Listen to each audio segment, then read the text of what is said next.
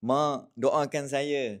Bayangkan tuan-puan, suatu hari nanti anak kita ni menghadapi satu ujian yang sangat berat dalam hidup dia. Dia menangis, tak tahu nak buat apa, dia resah. Dia tak tahu, dia buntu. Tapi dalam hati dia kan, dia yakin doa mak aku ni pasti akan selamatkan aku. Satu benda yang dia harapkan iaitu doa. Tapi kalau dari kecil ni, kita tak pernah amalkan doa-doa khusus untuk anak-anak ni. Adakah kita yakin doa kita cukup untuk melindungi mereka di saat anak-anak kita ni paling memerlukan? Tuan-puan, saya nak share satu doa pelindung untuk anak. Boleh save video ni untuk ulangan dan kongsi pada ahli keluarga. Terutama pasangan. Doa apa dia? Doa ibu untuk anak yang berjaya dan terlindung. Ayah juga boleh baca doa ni, okey?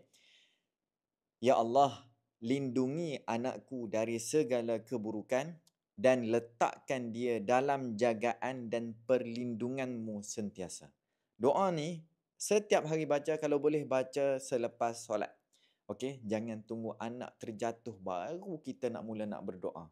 Doa waktu kita sedang bahagia sangat-sangat bagus. Okey? Saya nak bagi tahu antara salah satu doa yang saya petik tadi itu adalah daripada ibu yang saya susun. Ada ibu, 4 ibu. Okey, apa dia tuan-puan? Yang pertama 100 doa untuk anak. Doa harian untuk kejayaan, doa perlindungan dan akhlak. Okey? Dan seterusnya saat ibu berdoa, pintu langit terbuka. Dalam ni 50 doa khas untuk ibu. Ada juga saya susun untuk anak istimewa.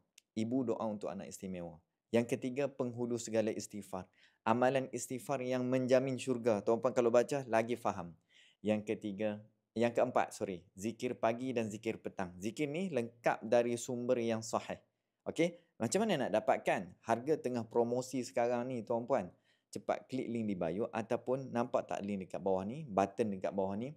Tuan-puan tekan dan buat pembelian terus sebab sekarang harga asal dia adalah RM129, tapi sekarang ada promosi. Tuan-puan tekan je tengok berapa harga.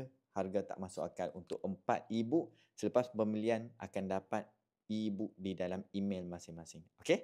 Alright? Dan juga boleh download untuk bacaan dan juga print.